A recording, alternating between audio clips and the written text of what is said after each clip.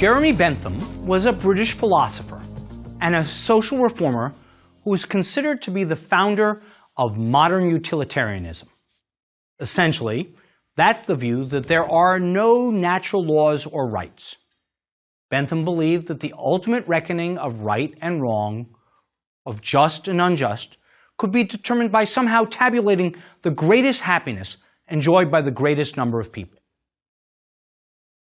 In that utilitarian perspective, transparency, which we can equate with the lack of privacy, had a high utilitarian value. In his essay on deontology, a term that focuses on the study of the perceived rightness and wrongness of decisions, Bentham concluded that the ideal world is one in which each, quote, gesture, every turn of limb or feature, in those whose emotions have a visible impact on the general happiness will be noticed and taken account of. In this view, we can extrapolate that surveillance itself, though perhaps not solely by the state, has in Bentham's view a positive effect on maintaining order. Few people today would embrace as beneficial Bentham's image of complete transparency.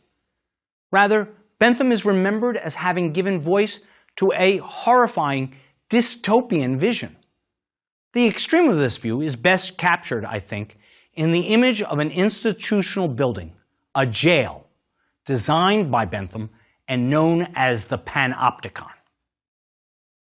It was circular, with the prisoners, or if you prefer to think of it, the hotel guests, all housed in rooms along the rim of the building. The rooms consisted of a transparent inner wall that allowed any watcher at the center to see into the inmate's jail cell or the guest's hotel room. The idea was to allow a single watchman to monitor all of the inmates of the institution without himself being observed. The watcher, on the other hand, was obscured behind a one-way glass so that the inmates would not know when they were being watched or by whom. As a result, in Bentham's view, the inmates, or guests, would always behave themselves. He thought that the uncertainty presented by this anonymous, invisible form of surveillance was so great and the efficiency so high that you could likely actually do away with the watcher altogether. Now, by this point, you can see why the image of the Panopticon resonates so strongly in today's debate. What Bentham saw as a utilitarian good, we see as the ultimate in Big Brother. In the same way, our current privacy rules are simply not up to the task of anticipating and accommodating every demand for interpretation or application presented to them in the privacy debate. They are, to a very real degree, relics of the last century. Many of the relevant federal statutes and Supreme Court precedents date from the 1970s. So rather than focus on law, let's talk about privacy as a defined set of practices and processes. Our concepts of privacy today are largely embedded in a set of principles known as the Fair Information Practice Principles, sometimes known as the FIPS, which the United States developed in the early 1970s and which are the keystone of the Privacy Act of 1974.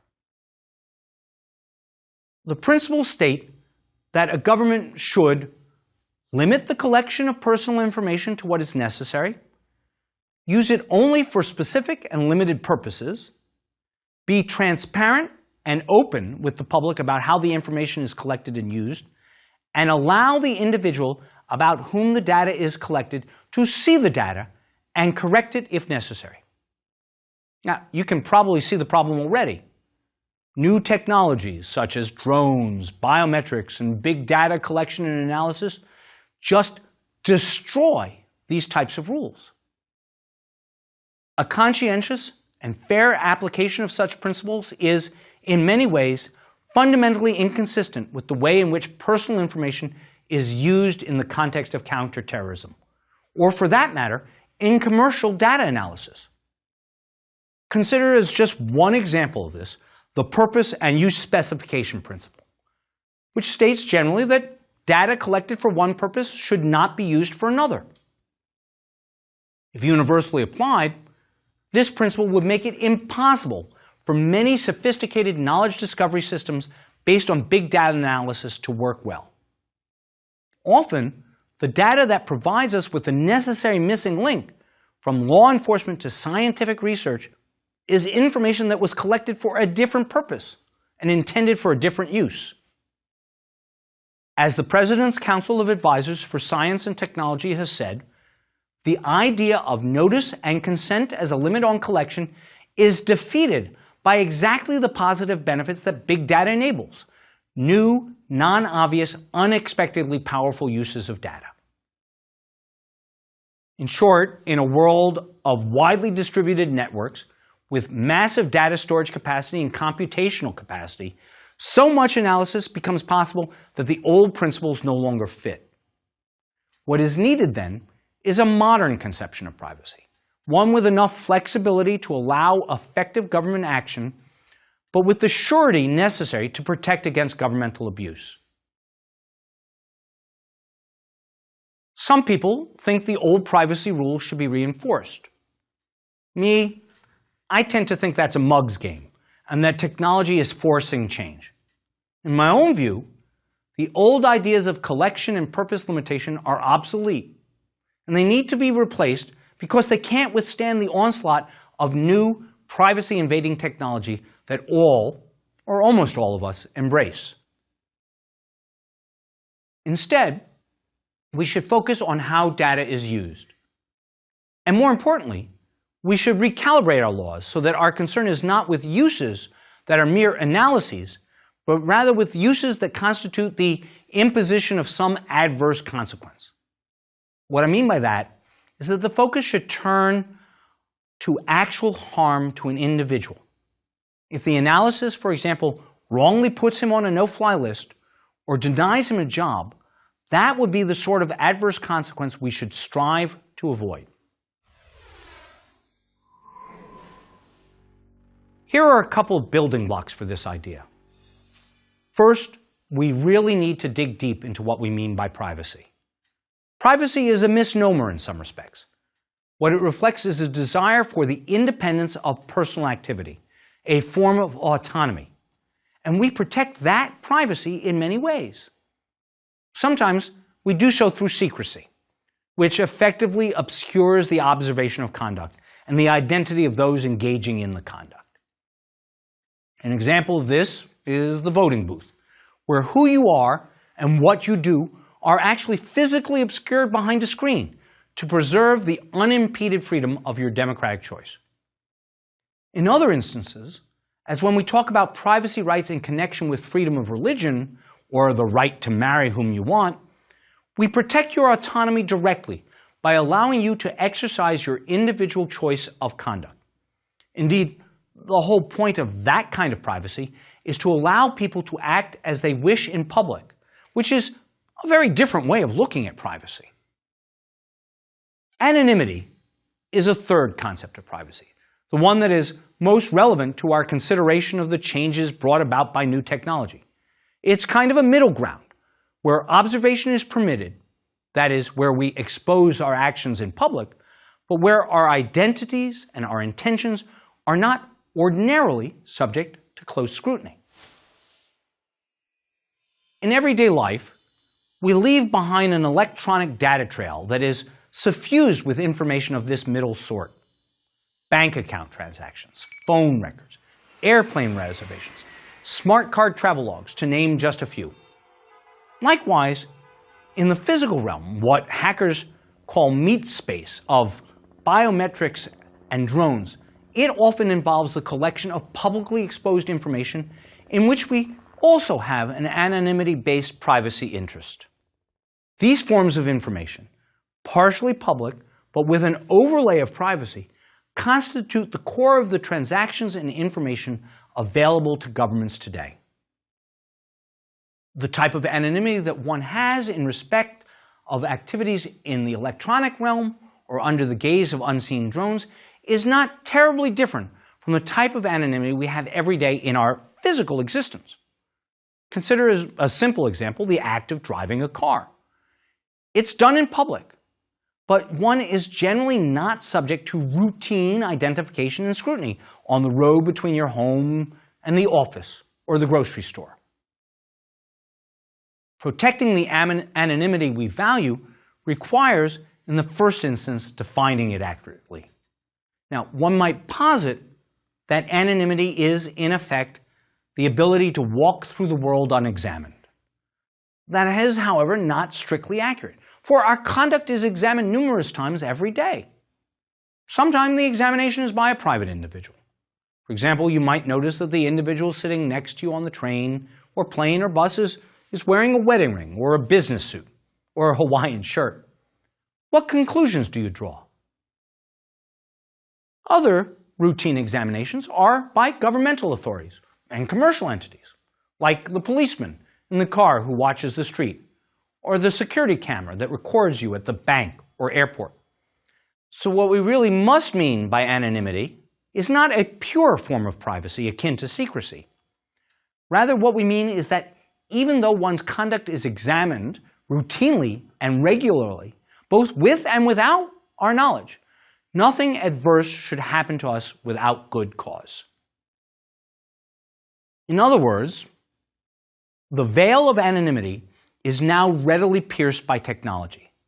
So, to actively protect privacy that otherwise is compromised by the new technology, we need to formulate rules that prescribe limits to the unwanted and undesirable intrusions. These rules are needed to protect our privacy and prevent governmental abuse. The key to this conception is that privacy's principal virtue is a limitation on consequence.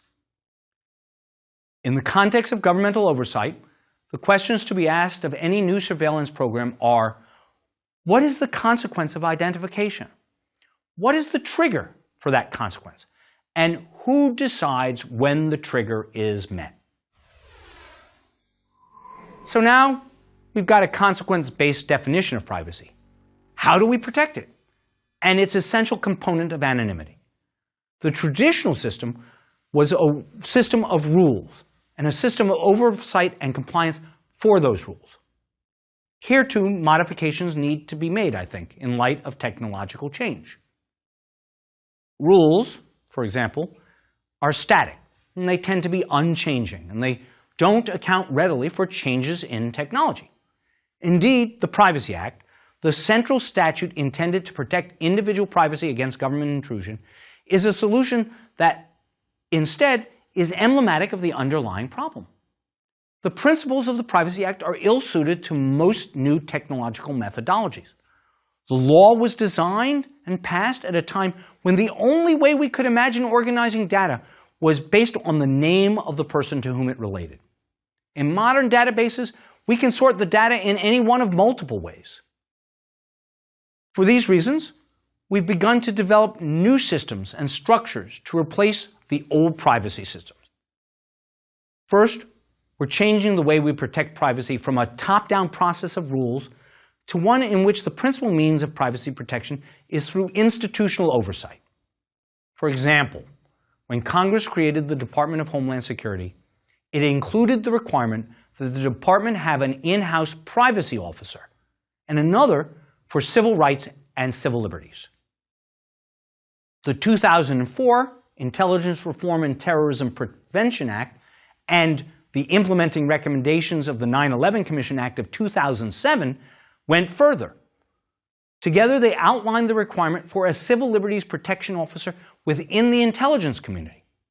More generally, the Independent Privacy and Civil Liberties Oversight Board now oversees all intelligence activities. This is a good set of changes. These institutions are, in effect, internal watchdogs for privacy concerns. In addition, they naturally serve as a focus for external complaints, requiring them to exercise some of the functions of an ombudsman, if you will. In either capacity, they're in a position to influence and change how the government approaches the privacy of its citizens. Finally, and perhaps most significantly, the very same surveillance systems our government uses to advance its interests are equally well suited to ensure that government officials comply with the limitations imposed on them in respect of individual privacy. Put another way, some surveillance systems can be uniquely well equipped to watch the watchers. And there are already indications that strong audit mechanisms, when in place, can be effective. Recall the incident in the 2008 presidential campaign, when contractors at the Department of State hacked into Barack Obama's passport file. In this instance, there was no lawful reason for the disclosure of the file. It was leaked for prurient political reasons. But a strong audit function quickly identified the wrongdoers and allowed corrective action to be taken. If we did reconfigure our conception of privacy, put the right control systems in place, and used a strong audit system for the government, we could have a reasonably confident, consequence-based system of privacy protection that would move us toward a place where real legal protections could be maintained. It wouldn't be perfect. There would always be mistakes and abuses, and it would be a lot more difficult to manage in the real world than the cut-and-dried pure privacy protections we have in place now. But we need a solution that is more in sync with today's technological realities, and what I've outlined should, I think, at least get us a little closer. So let's turn from the government and its collection of private data to the commercial sector. Here we see a whole different set of challenges. To begin with, the Constitution doesn't apply to private commercial actors. The Constitution's Fourth Amendment serves only as a limit on government activity. So that's not a potential avenue for protecting privacy. On the other hand, the field is wide open for Congress to regulate. Unlike government surveillance, where the purpose is at least theoretically to protect national security, when Congress steps in to limit commercial surveillance, the only negative consequence might be to interfere in the development of new technologies and markets. I don't mean to diminish the costs involved with that kind of interference in the market. Far from it. At this point, the value of commercial use of new technology has become so deeply embedded in the business model of corporate America that it'll be difficult to modify. After all, why do you think that Facebook and Google and lots of other web-based services are free? You aren't paying upfront for those services. But of course, you're paying in another way, often with information about you. Commercial companies value that information. It lets them know what to sell you or how to try and influence you. In a very real way, some web services are free precisely because the accumulation of your data is their product. If we change that business model, and we can, then in the end you will have to pay for some web-based services that currently have no direct cost to you. However, in the commercial sphere, we're already moving toward a system that looks like my consequence idea of privacy. In order to protect your privacy and prevent the misuse of your data, you need to know what will happen to it. And you need to be able to control the use of it. Slowly, the laws are moving in that direction. Increasingly, companies are being criticized for overly invasive uses of your data. And they are changing what they do. Throughout the world, but especially in Europe, free web-based services are being called to account and told to publicize what they do and to build in options that allow you to manage how your data is collected and used. The commercial sector is resisting, but the trend is, I think, pretty clear. I started this lecture with a discussion of Bentham's Panopticon, a parable about the dangers of pervasive surveillance. This discussion of privacy and surveillance would not be complete, however, without presenting the opposite point of view, as captured in the story of the Ring of Gyges.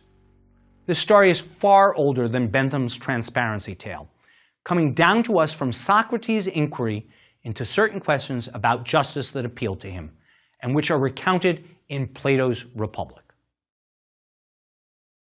Early in Book 2 of the Republic, Socrates considers what it is that makes men just, by which he meant someone who was moral and acted in a just manner. Glaucon, one of the participants in the Socratic dialogue, offers the view that morality is nothing more than a social construction, and that citizens are virtuous and just only because they fear sanction for acting in an unjust manner. To illustrate this, Glaucon introduces a discussion of the Ring of Gyges, a mythical magical ring that renders the wearer invisible, much like the One Ring of Power in The Lord of Rings.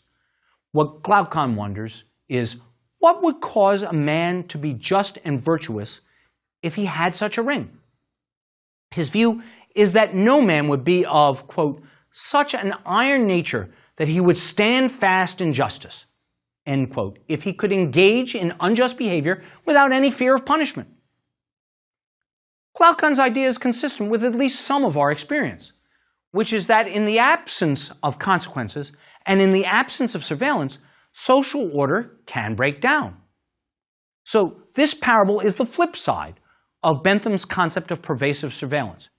It tells us that sometimes surveillance is essential to order and society. And that leads us to the last piece of the privacy puzzle to put on the table for discussion today. As Bentham inferred, a flip side to the loss of privacy is a gain in transparency. This can be valuable to the extent that it gives citizens insight into actions of their governments. And just as citizens find that they are losing their privacy, we're quickly coming to the point where governments won't be able to keep secrets very well either. A great example of this is the growing use of digital video to film police actions and document possible abuses. This type of surveillance is sometimes called sousveillance, meaning inverse surveillance, using monitoring technology to watch the watchers or other powerful entities. The French term sous means under or subordinate, and it's used to capture the idea of watching from below. That is, the people watching the government or the state, rather than the other way around. One example that comes to mind tells this story and illustrates it rather well. It involves the death of a Hamas operative in Dubai. On January 19, 2010, Hamas commander Mahmoud al-Mabhouh, one of the founders of the Palestinian group's military wing, was murdered in his hotel. Suspicion, naturally, fell on Israel, since the Israeli government would be among the few actors anywhere in the world with a motive to kill al-Mabhouh and the means to do so. Suspicion soon led to proof. The law enforcement authorities in Dubai were able to identify a hit squad with more than 20 members who were responsible for the killing. Many of them had traveled to Dubai on fraudulent passports. How the government made the connection shows just how difficult it is to keep secrets these days. To begin with, some of the team were spotted on security camera footage in the hotel, acting suspiciously. 2 were seen putting on disguises in a hotel bathroom, and 2 others hung out in the lobby in tennis clothes for hours on end. But the hotel surveillance footage was just the beginning of the story. According to the Israeli investigative reporter Ronen Bergman, the hit team apparently did not anticipate the ability of the Dubai authorities to piece together bits of data from disparate databases. They were overconfident. For starters, the assassins' activities were tracked through a series of transactions using prepaid debit cards. The operatives all used the same type of card issued through a small bank in Iowa. They were also connected through phone records. The team members used phone numbers in Austria as a relay station to route calls amongst themselves. As Bergman puts it, since dozens of calls were made to and from this short list of Austrian numbers over the period of less than 2 days, the moment that the cover of a single operative was blown and his cell phone records became available to the authorities, all others who called or received calls from the same number were at risk of being identified. Another piece of the puzzle was a trick that United States officials had taught the Dubai authorities. That is, the analysis of travel records. Dubai authorities searched their customs and immigration databases to identify anyone who entered Dubai shortly before the killing and left shortly afterwards. Then they cross-referenced this result against lists of visitors who were in Dubai during al-Mabhouh's previous visits to the United Arab Emirates. This created a target list of possible suspects which could be matched against hotel registries. Video footage of check-in at the airport was then matched to faces and names. As a consequence, the Dubai authorities were able to compile a meticulous video record of the hit team from the Israeli intelligence service, finding video both of the day of the murder and their earlier visits to Dubai. Finally, the Dubai authorities publicly published on TV the passport photos of the suspects, leading to near certain identification of the assassins. It isn't just the Mossad that has such problems maintaining secrecy of a covert operation. Today, all spy agencies do. The development of technology has made it very difficult, for example, for an undercover spy to move around with a false identity. Too many trails in cyberspace can provide evidence that such an identity is a recent creation. A credit card was issued very recently. The biometric data on the passport links to the person's true identity in a database somewhere. The claimed employment record can't be verified.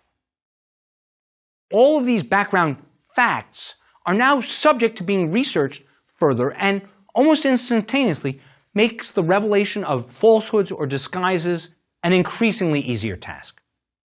We may well be reaching the point where human spying based on fictitious identities becomes a thing of the past, at least as we presently know it, and all thanks to the internet. While some governments might think that's a problem, some people might believe it's a good thing. If you want another example of the new transparency, think of this. Let's recall again how a team of US Navy SEALs flew into Abbottabad, Pakistan, and killed Osama bin Laden. Before they did that, they practiced on a mock-up of bin Laden's compound constructed in secret by the US government. Well, maybe not so secret. It turns out that Microsoft's Bing Maps application had a satellite picture of the facility online. Someone recognized it for what it was and publicized it in October 2012, long after the compound had been destroyed and bin Laden killed. But what if the picture had been recognized before the raid? How you feel about transparency might depend on whether you favor or oppose what it reveals. And even if you think that the bin Laden example is an easy one, you probably agree that there will be harder cases in the gray areas. Privacy and transparency are two sides of one coin, I think. And we associate very different values with each of them, depending upon how they're applied and to what end. So let's return to where we began, with the eccentric and extreme case of Jeremy Bentham. Say what you will about Bentham, he was no hypocrite. He lived and died according to his utilitarian, anti-privacy, pro-transparency views. When he passed away, his body was preserved in a mummified state and put on public display. You can still see him, encased in glass, at the University College of London, where, in death as in life, Bentham is completely transparent to all those around him. Most of the rest of us are probably somewhere nearer the middle. We neither want to live in a panopticon world of one-way surveillance, nor do we wish to live in a world where some can live invisibly, possessing the ring of Gyges. Privacy, at bottom, requires a balance.